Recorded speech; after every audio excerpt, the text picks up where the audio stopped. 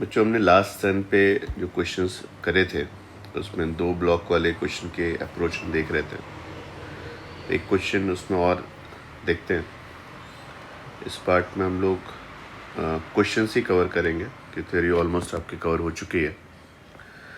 तो अगर देखा जाए यहाँ पे जो आपने 3 kg और 6 kg के जो 2 ब्लॉक लिए, ये आपके रेस्ट पे रखे हुए थे और सडनली आप 80 न्यूटन का फोर्स टॉप ब्लॉक पे हॉरिजॉन्टल डायरेक्शन में अप्लाई करते हो।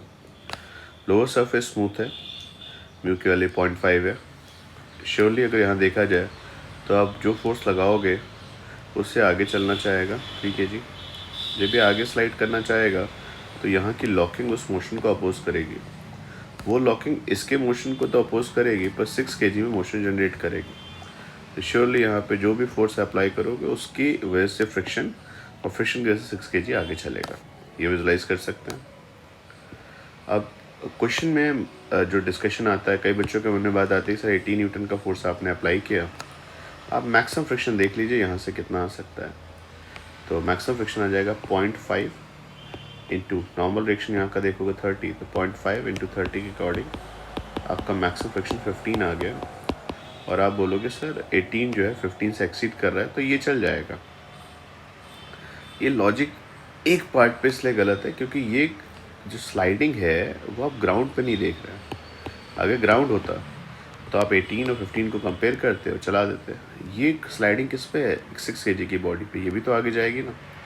तो जब आप स्लाइडिंग 6 kg के रिस्पेक्ट में स्लिप चेक कर रहे हो तो फिर फ्रेम भी 6 का होना चाहिए था। तो फिर फ्रेम 6 का होगा तो स्यूडो फोर्स आना चाहिए। तो बेस्ट है इस तरह के क्वेश्चन की हम अपनी पढ़ाई में कोई भी चीज़ चेंज नहीं करेंगे। जो सोल्यूशन लिखते हैं, जो सोल्यूशन इसका सोचेंगे, वो इस लाइन पे सोचेंगे कि हम ऐसा मान लेते हैं कि साथ चल रहे हैं। अब भाई हमने क्वेश्चन इस तरह के साथ वाले डिस्कस किए हुए हैं, तो मैं टर्म लिख रहा हूँ, मुझे बच्चे बताना। ये कहता है 18 डिवाइड बाय 3 + 6। ओके, जब मैं ऐसा लिख रहा हूँ तो इसका मतलब मैं मान के चल रहा हूँ यहाँ पर कि सर ऐसा हुआ कि जब दोनों ब्लॉक साथ चल रहे होंगे तो इस बाउंड्री का मीनिंग ही नहीं है ना। ओके, तो 18 equal to A equal to 18 divide by 3 + 6। 3 kg वाली आगे स्लिप करना चाहेगा तो उस पर अगर देखा जाए तो एक 18 फॉरवर्ड फोर्स होगा, फ्रिक्शन बैकवर्ड फोर्स होगा डिवाइड बाय 3। और नीचे वाली बॉडी पे, अगर ऊपर वाली बॉडी पे देखोगे तो फ्रिक्शन बैकवर्ड, और थर्ड लॉ के अकॉर्डिंग नीचे वाली बॉडी पे फ्रिक्शन फॉरवर्ड। तो एक्सेलरेशन की वैल्यू लोअर बॉडी पे कितनी आ गई? Friction divide by 6। इस हिसाब से अगर मैं देखूँ तो एक्सेलरेशन की वैल्यू कितनी होगी? 18 divide by 9 2। Friction divide by 6 को अगर मैं 2 लिखता हूँ तो फ्रिक्शन की वैल्यू 12। ये दोनों ब्लॉक हमसे कहेंगे कि सर मेरा जो रिक्वायर्ड फ्रिक्शन है, जो मेरी ज़रूरत है ना, लिमिट, मेरी रिक्वायर्ड फ्रिक्शन जो है वो 12 है। और मेरी जो लिमिट है वो देखी जाए, जिस सरफेस से आप फ्रिक्शन डिमांड कर रहे हैं उस फ्रिक्शन का लिमिट अगर ध्यान से देखो तो म्यू उस सरफेस का और एन उस सरफेस का, सबको क्लियर है। यहाँ पे म्यू की वैल्यू कितनी आएगी? 0.5। और नॉर्मल डायरेक्शन 3 kg को बैलेंस कर रहा है तो 3 kg का वेट 3g लिखा आपने, 0.5 इंटू 30 15 न्यूटन। आप बोलोगे मुझे साथ चलने के लिए 12 चाहिए, मैं मैक्सिमम 15 दे सकता हूँ। तो क्या साथ चलेंगे? हाँ सर, ये साथ साथ चलेंगे। और साथ चलेंगे इसमें एक्सेलरेशन कॉमन होगा। कॉमन एक्सेलरेशन कितना आ रहा है बच्चे? 2 आ रहा है। और फ्रिक्शन की वैल्यू 12 होगी जो कि हमारी मैक्सिमम वैल्यू से कम है। ओके, नेक्स्ट अगला क्वेश्चन देखिए। क्वेश्चन इस बार थोड़ा सा, अभी तक आप बोलोगे इसे लोअर सरफेस का फ्रिक्शन नहीं ले रहे थे, तो मैंने इस बार लोअर सरफेस का फ्रिक्शन लिया, ब्लॉक्स के बीच में फ्रिक्शन लिया और लोअर ब्लॉक को एक ग्रेजुअली इंक्रीजिंग फोर्स से खींचा 2t से। तो समझो t इक्वल टू 0 पे क्या होगा? t इक्वल टू 0 पे क्या वर्टिकल फोर्सेज होंगे, हॉरिजॉन्टल तो कोई हलचल नहीं होगी, फ्रिक्शन भी नहीं आएगा। कैलकुलेशन करते समय मेरा कहना है कि सबसे पहले एक काम ज़रूर करो, क्योंकि जो कैलकुलेट कर सकते हो वो आपको क्लियर है। आपको क्लियर है यहाँ का नॉर्मल डायरेक्शन कितना होगा? 30। तो यहाँ का फ्रिक्शन फोर्स निकाल देते हैं। इस सरफेस को मैं 1 बोल देता हूँ, लोअर सरफेस को 2 बोल देता हूँ। तो friction at first surface between 3 kg and 6 kg कितना होगा? 0.4 इंटू नॉर्मल डायरेक्शन 30।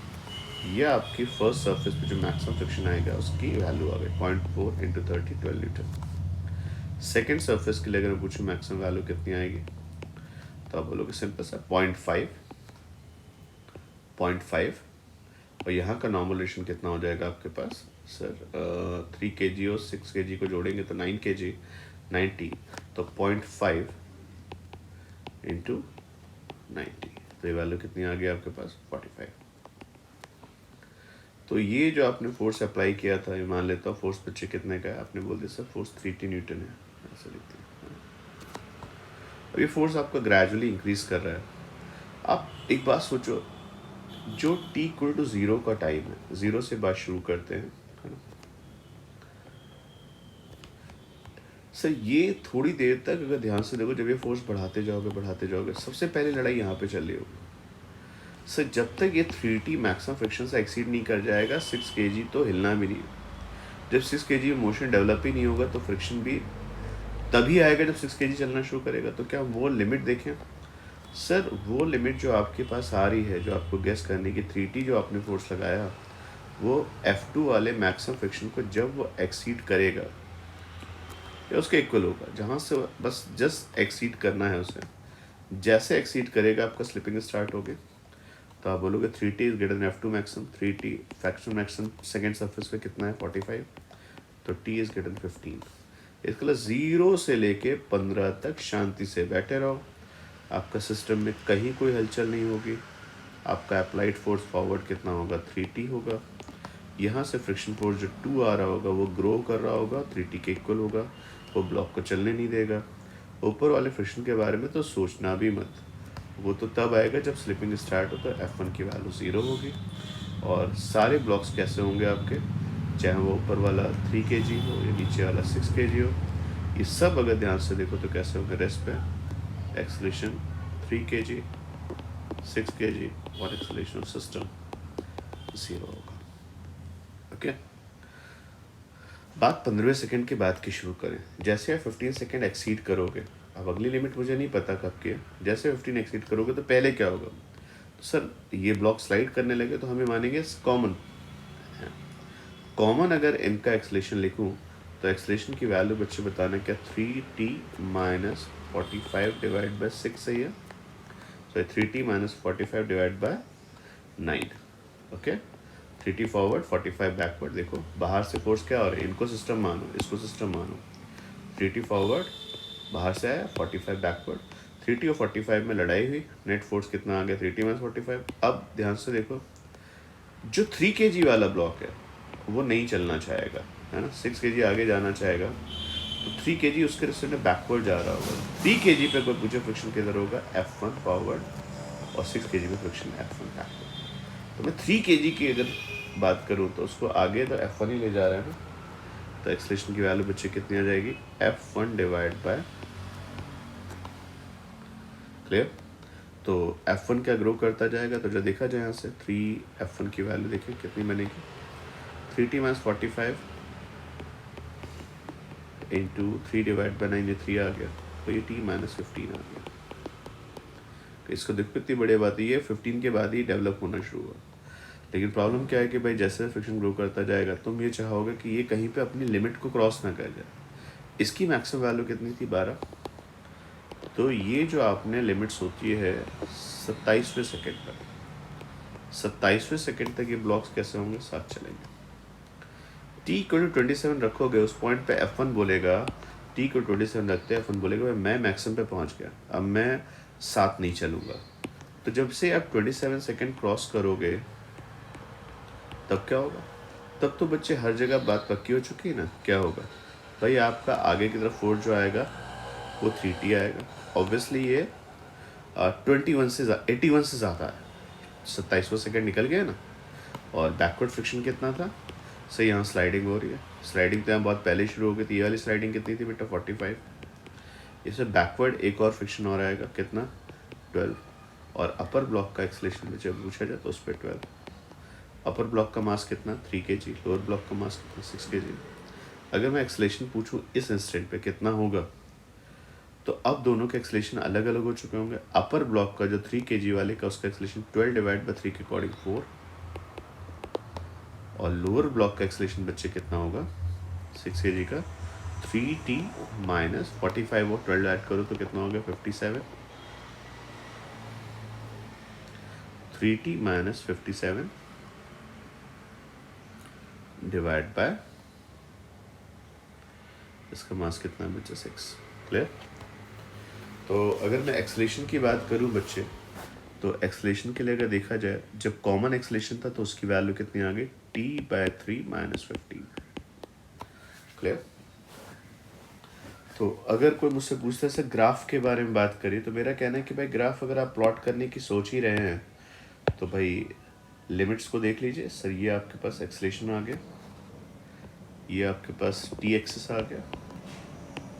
अगर मैं बात करूँ तो एक ज़ीरो था, ज़ीरो था, अगली लिमिट बच्चे कितनी आई थी आपकी 15 और फिर शायद 27 थी, है ना।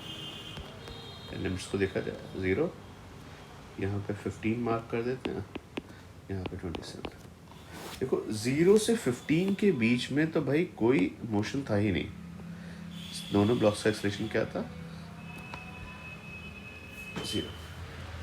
15 से 27 के बीच में एक्सलेशन था क्या, 15 से 27 के बीच में एक्सलेशन देखो तो t की वैल्यू अगर तुम 15 रखते हो,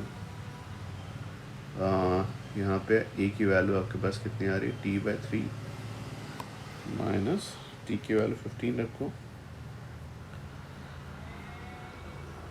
यहाँ पे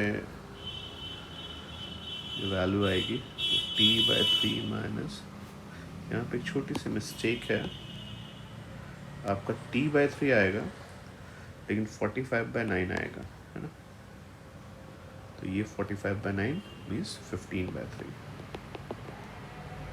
टेक्निकली ये t माइनस 15/3 हो गया, शायद मैंने पहले बोला भी था। तो एक्सलेशन t माइनस 15/3 से आपका ग्रो करना शुरू करेगा और ये ग्रो करता जाएगा। दोनों के एक्सलेशन क्या होंगे, कॉमन रहेंगे। ये बात 27 सेकेंड तक चलेगी। 27 सेकेंड पे अगर देखा जाए तो एक्सलेशन कितना होगा, तो 27 माइनस 15/3 12 4 आएगा। तो अपर ब्लॉक का जो एक्सलेशन होगा बच्चे, वो 3 kg का एक्सलेशन 4 पे फिक्स हो जाएगा।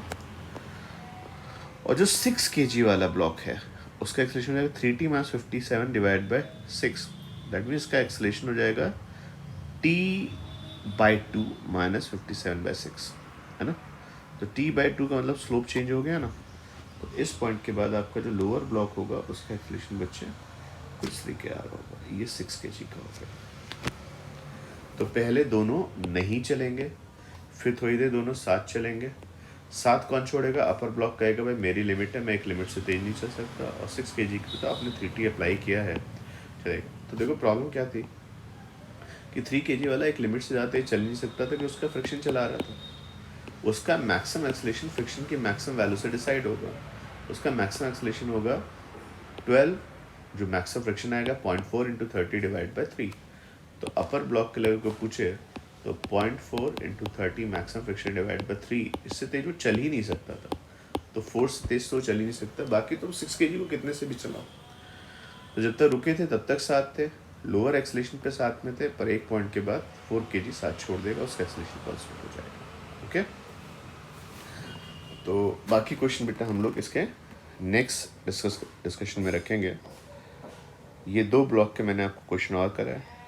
नेक्स्ट बच्चे हम लोग मिनिमम और मैक्सिमम फ्रिक्शन के question, minimum weight maximum weight के क्वेश्चन, ये भी बड़े अच्छे क्वेश्चन होते हैं, आपके एग्जाम से पूछे गए हैं। और 2 ब्लॉक को थोड़ा सा एक्सटेंड करके 3